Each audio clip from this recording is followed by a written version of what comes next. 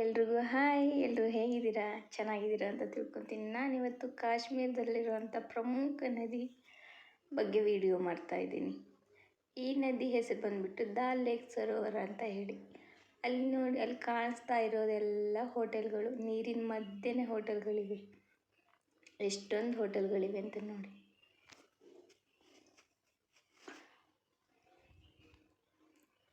ಮತ್ತು ನಾನು first time boating ಹೋಗ್ತಾ ಇರೋದು.